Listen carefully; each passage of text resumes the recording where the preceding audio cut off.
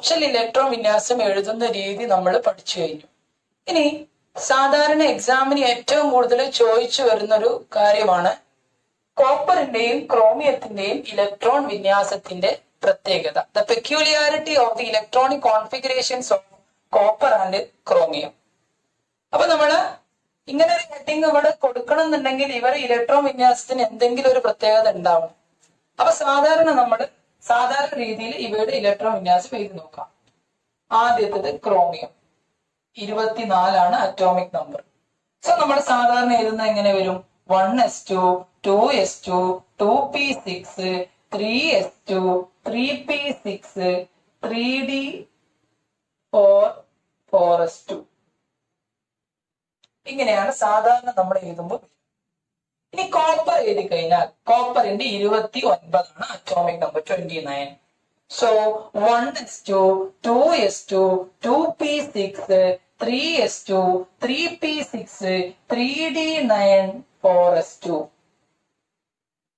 ഇനി ഇവിടെ ശ്രദ്ധിക്കേണ്ട ഒരു കാര്യം, നമ്മൾ ചാപ്റ്ററിന്റെ തുടക്കത്തിൽ പറഞ്ഞു ഡി എന്ന് പറയുന്ന സബ്ഷെല്ലിൽ പരമാവധി ഉൾക്കൊള്ളാവുന്ന ഇലക്ട്രോണുകളുടെ എണ്ണം 10.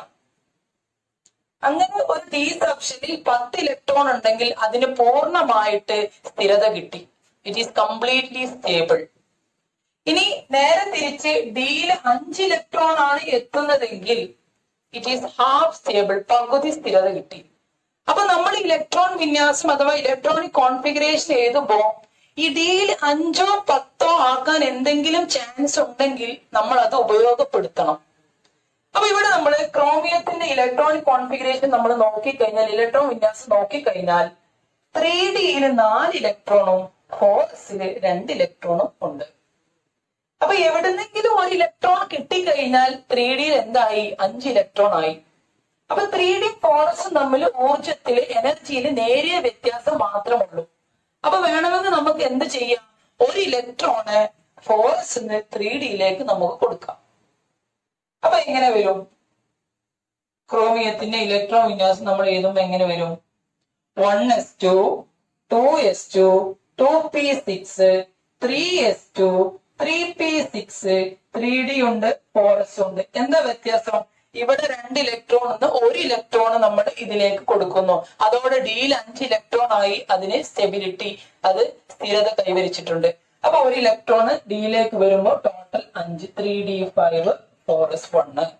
ഇനി ഇതുപോലെ കോപ്പർ നമ്മൾ ശ്രദ്ധിച്ചു കഴിഞ്ഞാല് കോപ്പറിന്റെ 3Dയിൽ 9 ഇലക്ട്രോണുകൾ ഉണ്ട്. 1 ഇലക്ട്രോൺ 4s ഇങ്ങോട്ട് നൽകി കഴിഞ്ഞാൽ അതെന്തായി? ഡിയിൽ 10 ഇലക്ട്രോൺ ആയി. അതായത് അതിന് പൂർണ്ണമായിട്ട് സ്ഥിരത, സ്റ്റെബിലിറ്റി കിട്ടി. അപ്പൊ നമ്മൾ എന്ത് ചെയ്യും? കോപ്പറിന്റെ ഇലക്ട്രോൺ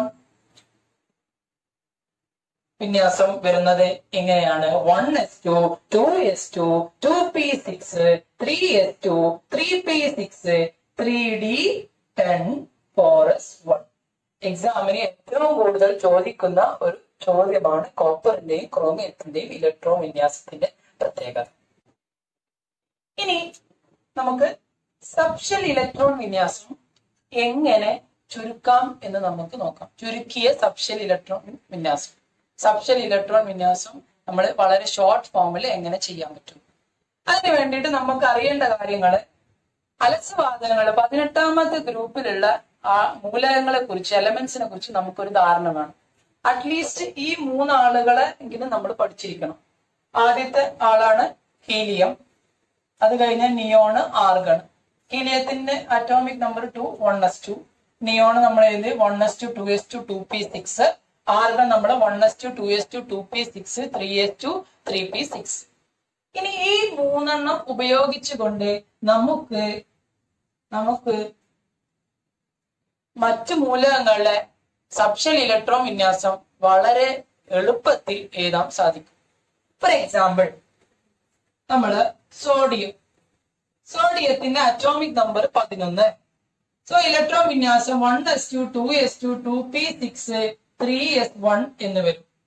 അപ്പൊ ഇനി നമ്മളിത് ചുരുക്കുമ്പോ സോഡിയത്തിന്റെ തൊട്ടു പുറകിൽ ഇവരിൽ ആരാണ് വരിക എന്ന് നോക്കാം. സോഡിയത്തിന്റെ നമ്പർ 11. അപ്പൊ അതിന്റെ തൊട്ടു പുറകിൽ വരുന്നത് നിയോൺ ആണ്. അപ്പൊ നോക്ക്, നിയോണിന്റെ സബ്ഷെൽ ഇലക്ട്രോൺ വിന്യാസം നമ്മൾ എഴുതിയിട്ടുണ്ട് 1s2 2s2 2p6. സോ ഇവിടെ 1s2 2s2 2p6 ഉണ്ടല്ലോ. അതിന് പകരം നമ്മള് നിയോൺ എന്ന് നമ്മൾ സ്ക്വയർ ബ്രാക്കറ്റിൽ ഇട്ട് കൊടുക്കും. Neon 3s1. ഇനി ബോറോൺ അറ്റോമിക് നമ്പർ 5. സോ സാധാരണ നമ്മൾ എഴുതുമ്പോ 1s2 2s2 2p1. ഇനി എങ്ങനെ നമ്മൾ ചുരുക്കുക? ഈ ബോറോണിന്റെ തൊട്ട് പുറകിൽ ഇവിടെ വരുന്നത് ഹീലിയം ആണ്. ഹീലിയത്തിന്റെ ഇലക്ട്രോൺ വിന്യാസം 1s2. സോ 1s2 പകരം നമ്മൾ ഹീലിയം എന്ന് കൊടുക്കുന്നു. ഹീലിയം കൊടുത്തിട്ട് ബാക്കി 2s2 2p1. ഇനി അടുത്തൊരു എക്സാമ്പിളും കൂടി നമുക്ക് ചെയ്ത് നോക്കാം. Scandium atomic number 21. സോ നമ്മൾ 1s2 2s2 2p6 3s2 3p6 3d1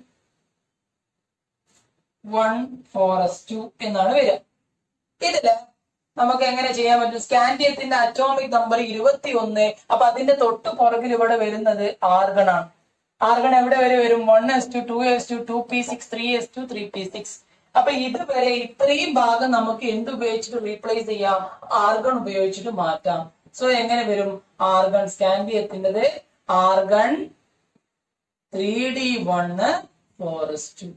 അപ്പൊ ഈ 3 മൂലകങ്ങളുടെ ഇലക്ട്രോൺ വിന്യാസം പഠിച്ചു കഴിഞ്ഞാൽ വളരെ എളുപ്പത്തില് നമുക്ക് സബ്ഷെൽ ഇലക്ട്രോൺ വിന്യാസത്തിനെ ചുരുക്കാൻ സാധിക്കും.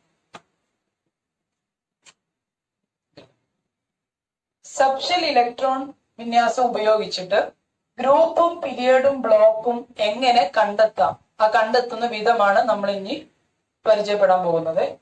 അപ്പൊ അതിനു വേണ്ടിയിട്ട് ഞാൻ 3 എക്സാമ്പിളുകൾ ഇവിടെ തന്നിട്ടുണ്ട്. സോഡിയത്തിന്റെ അറ്റോമിക് നമ്പർ 11. സോ ഇലക്ട്രോൺ വിന്യാസം 1s2 2s2 2p6 3s1. ഓക്സിജന്റെ atomic number 8. So 1s2 2s2 2p4. അടുത്തത് ടൈറ്റാനിയം.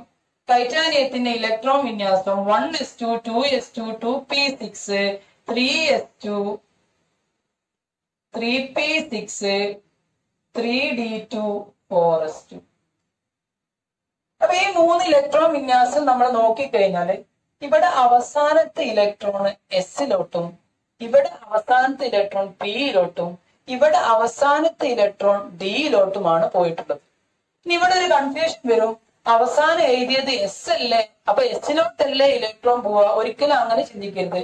കാരണം 4s-ഉം 3d-യും കമ്പയർ ചെയ്യുമ്പോൾ, താരതമ്യം ചെയ്യുമ്പോൾ 3d-ക്കാണ് ഊർജം കൂടുതൽ. അപ്പൊ 4s കഴിഞ്ഞിട്ടാണ് 3d-യിലേക്ക് ഇലക്ട്രോൺ വരിക. എന്തുകൊണ്ട് 3d ആദ്യം എഴുതി എന്നതിനുള്ള കാരണം നമ്മൾ മുന്നത്തെ ഇതിൽ പറഞ്ഞതാണ്. ഇനി നമ്മൾ ഇത് ഉപയോഗിച്ചിട്ട് ആദ്യം ബ്ലോക്ക് എങ്ങനെ കാണാം എന്ന് നോക്കാം. ബ്ലോക്ക് എന്ന് പറഞ്ഞു കഴിഞ്ഞാല് ഇലക്ട്രോൺ വിന്യാസം എഴുതിയിട്ട് അവസാന ഇലക്ട്രോൺ ഏത് സബ്ഷെല്ലിലോട്ടാണോ പോകുന്നത് അതാണ് നമ്മൾ ബ്ലോക്ക് ആയിട്ട് നമ്മൾ പരിഗണിക്കുന്നത്. അവസാനത്തെ ഇലക്ട്രോൺ ഏത് സബ്ഷെല്ലിലേക്കാണോ പോകുന്നത് അതാണ് ബ്ലോക്ക്. അപ്പൊ ഇവിടെ നോക്കാം. സോഡിയം അവസാനത്തെ ഇലക്ട്രോൺ ഉള്ളത് എസിലാണ്. സോ സോഡിയത്തിന്റെ ബ്ലോക്ക് എന്ന് പറഞ്ഞു കഴിഞ്ഞാൽ എസ് ബ്ലോക്ക് ആണ്.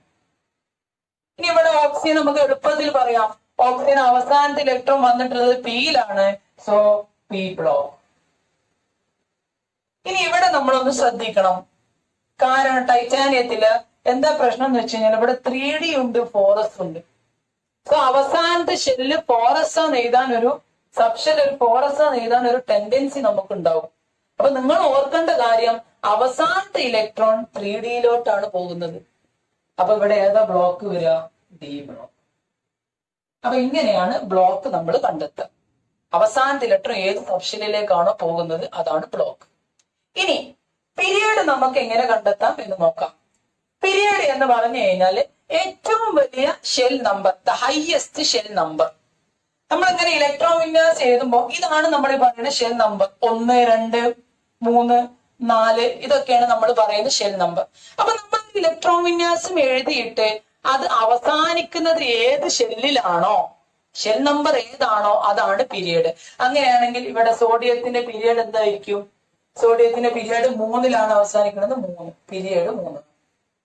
ഇവിടെ ഓക്സിജൻ ആണെങ്കിൽ അത് 2pയിലാണ് എത്തുന്നത്. So period 2. ഇനി ടൈറ്റാനിയം നോക്കുമ്പോ അവസാനിക്കുന്നത് 4ലാണ്. ഇനി അവിടെ കൊണ്ടുപോയിട്ട് 3D കൊണ്ടുപോയിട്ട് 3 എഴുതാൻ നിൽക്കരുത്. ഹൈയസ്റ്റ് ഷെൽ നമ്പർ, ഏറ്റവും വലിയ ഷെൽ നമ്പർ, ഏറ്റവും വലിയ നമ്പർ ഏതാ? 3 ആണോ 4 ആണോ വലുത്? 4 ആണ് വലുത്. സോ പീരിയഡ് എന്ത് വരും? 4 വരും. അപ്പൊ ബ്ലോക്കും പീരിയഡും വളരെ എളുപ്പത്തിൽ നമുക്ക് കണ്ടെത്താൻ പറ്റും. ഗ്രൂപ്പ് കുറച്ചധികം ചെയ്യേണ്ടതായിട്ടുണ്ട്. അതായത് അവസാനത്തെ ഇലക്ട്രോണ് എസ് സബ്ഷെല്ലിലേക്കാണ് വരുന്നതെങ്കിൽ ഒരു രീതിയിലാണ് ഗ്രൂപ്പ് കാണുക. പി സബ്ഷെല്ലിലേക്കാണ് വരുന്നതെങ്കിൽ വേറൊരു രീതിയിലാണ് നമ്മൾ ഗ്രൂപ്പ് കാണുക. ഡിയിലേക്കാണ് വരുന്നുണ്ടെങ്കിൽ വേറൊരു രീതി. ഇവിടെ ബ്ലോക്കിനും പീരിയഡിനും ഒരേ രീതിയിലാണ് നമ്മൾ കണ്ടെത്തിയിട്ടുള്ളത്. അപ്പൊ നമുക്ക് ഗ്രൂപ്പ് എങ്ങനെ നോക്കാം? സോഡിയം ഇലക്ട്രോൺ വിന്യാസം നമ്മൾ എഴുതിയിട്ട് 1s2 2s2 2p6 3s1 എന്നതിലാണ് അവസാനിച്ചത്. അതായത് അവസാനിച്ചിട്ടുള്ളത് എസ് സബ്ഷെല്ലിലാണ്. അവസാനിച്ചുള്ളത് എസ് സബ്ഷെല്ലിൽ ആയതുകൊണ്ട് തന്നെ ഇതിന്റെ ഗ്രൂപ്പ് എന്ന് പറയുന്നത് എസിന്റെ മുകളിലുള്ള നമ്പർ. അവസാനിക്കുന്നത് എസ് സബ്ഷെല്ലിലാണെങ്കിൽ അതിന്റെ മുകളിലുള്ള നമ്പർ ആണ് നമ്മൾ എന്തായിട്ട് പരിഗണിക്കുക? ഗ്രൂപ്പ് ആയിട്ട് പരിഗണിക്കുക. So group number 1. സോഡിയത്തിന്റെ ഗ്രൂപ്പ് നമ്പർ നമുക്ക് 1 ആയിട്ട് പരിഗണിക്കാം.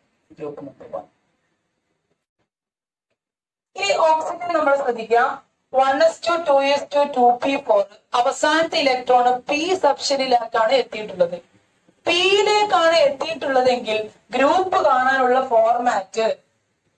ഗ്രൂപ്പ് കാണുന്ന ഫോർമാറ്റ് എങ്ങനെ വെച്ച് കഴിഞ്ഞാല് പിയിലുള്ള ഇലക്ട്രോണിനോട് കൂടി 12 നമ്മൾ ആഡ് ചെയ്യാം. പി സബ്ഷെല്ലിൽ എത്ര ഇലക്ട്രോൺ ആണോ ഉള്ളത് അതിനോട് നമ്മൾ 12 കൂട്ടുക. അപ്പൊ നമുക്ക് ഓക്സിജൻ നോക്കിക്കഴിഞ്ഞാല് പിയില് 4 ഇലക്ട്രോണുകൾ ഉണ്ട്. അതിനോട് 12 കൂട്ടി കഴിഞ്ഞാൽ നമുക്ക് എന്ത് കിട്ടും? 4 + 12 = 16. 16ാമത്തെ ഗ്രൂപ്പ് നമ്മൾ വിളിക്കുന്ന ഓമനപ്പേരാണ് ഓക്സിജൻ ഫാമിലി. ഇനി ടൈറ്റാനിയം നമ്മൾ ശ്രദ്ധിക്കാം. ഇവിടെ അവസാനത്തെ ഇലക്ട്രോൺ ഡി സബ്ഷെല്ലിലേക്കാണ് പോയത്. അതായത് സോഡിയം ചെയ്ത പോലെയോ ഓക്സിജൻ ചെയ്ത പോലെയോ നമുക്ക് ചെയ്യാൻ കഴിയൂല. കാരണം സോഡിയത്തിൽ എസിലേക്കാണ് പോയത്, ഇവിടെ പിയിലേക്കാണ് പോണത്, ഇവിടെ ഡിയിലേക്കാണ് വരുന്നത്. ഡിയിലേക്കാണ് വരുന്നതെങ്കിൽ ഗ്രൂപ്പ് കാണാനുള്ള ഫോർമാറ്റ്, പിയിലാണെങ്കിൽ ഗ്രൂപ്പ് കാണാനുള്ള ഫോർമാറ്റ്, ഡിയിലാവുമ്പോൾ ഗ്രൂപ്പ് കാണാനുള്ള ഫോർമാറ്റ് എങ്ങനെയാണെന്ന് വെച്ച് കഴിഞ്ഞാല് ആ ഡിയിലുള്ള ഇലക്ട്രോണും ഒപ്പമുള്ള എസിലുള്ള ഇലക്ട്രോണും തമ്മിൽ നമ്മൾ കൂട്ടുക. അപ്പൊ ഇവിടെ 3Dയിലുള്ള ഇലക്ട്രോണും അതിന്റെ കൂടെയുള്ള 4sലുള്ള ഇലക്ട്രോണും തമ്മിൽ നമ്മൾ കൂട്ടുക. അപ്പൊ ഇവിടെ 3Dയില് 2 ഇലക്ട്രോൺ ഉണ്ട്, 4sലും 2 ഇലക്ട്രോൺ ഉണ്ട്. ടോട്ടല് 4 2 + 2 = 4. ഓക്കെ. അപ്പൊ ബ്ലോക്ക് കാണാന് അവസാനത്തെ ഇലക്ട്രോൺ ഏത് സബ്ഷെല്ലിലേക്കാണോ പോകുന്നത് അതാണ് ബ്ലോക്ക്. പീരിയഡ് എന്ന് പറഞ്ഞു കഴിഞ്ഞാല് ഏറ്റവും വലിയ ഷെൽ നമ്പർ, അതാണ് നമ്മൾ പീരിയഡ് കൊണ്ട് ഉദ്ദേശിക്കുന്നത്. ഗ്രൂപ്പ് കാണാന് നമ്മൾ ഇലക്ട്രോൺ വിന്യാസം എഴുതിയിട്ട് ഏത് സബ്ഷെല്ലിലേക്കാണോ ഇലക്ട്രോൺ പോകുന്നത് അതിനനുസരിച്ച് ഗ്രൂപ്പ് കാണുന്ന രീതി വ്യത്യസ്തമായിരിക്കും. എസ് ആണെങ്കിൽ അതിന്റെ മുകളിലുള്ള നമ്പർ അത് 1ഓ 2ഓ ആയിരിക്കും വരിക. കാരണം എസിൽ പരമാവധി ഉൾക്കൊള്ളാവുന്ന ഇലക്ട്രോണുകളുടെ എണ്ണം 2ആണ്. ഓക്കെ. ഇനി പിയിലേക്കാണ് പോകണമെന്നുണ്ടെങ്കിൽ പിയിലുള്ള ഇലക്ട്രോണോട് കൂടി അവസാനത്തെ പിയിലുള്ള ഇലക്ട്രോണോട് കൂടി 12 കൂട്ടുക. ഡിയിലാണ് ഇലക്ട്രോൺ വരുന്നതെങ്കിൽ അപ്പൊ നിങ്ങൾ മനസ്സിലാക്കേണ്ട കാര്യം 3D ഉണ്ടെങ്കിൽ സ്വാഭാവികമായിട്ടും അതിന്റെ കൂടെ 4s ഉണ്ടാവും. അപ്പൊ ആ 3Dയിലുള്ള ഇലക്ട്രോണും 4sലുള്ള ഇലക്ട്രോണും തമ്മിൽ കൂട്ടിക്കഴിഞ്ഞാൽ നമുക്ക് ഗ്രൂപ്പ് കണക്കാക്കാൻ സാധിക്കും. ഈ വീഡിയോ നിങ്ങൾക്ക് ഇഷ്ടമായെങ്കിൽ ലൈക്ക് ചെയ്യുക, സബ്സ്ക്രൈബ് ചെയ്യുക, കൂടാതെ ബെൽ ഐക്കൺ എനേബിൾ ചെയ്യുക. മറ്റൊരു വീഡിയോ ആയിട്ട് നമുക്ക് വീണ്ടും കാണാം. This is Fasil Palliyali signing of.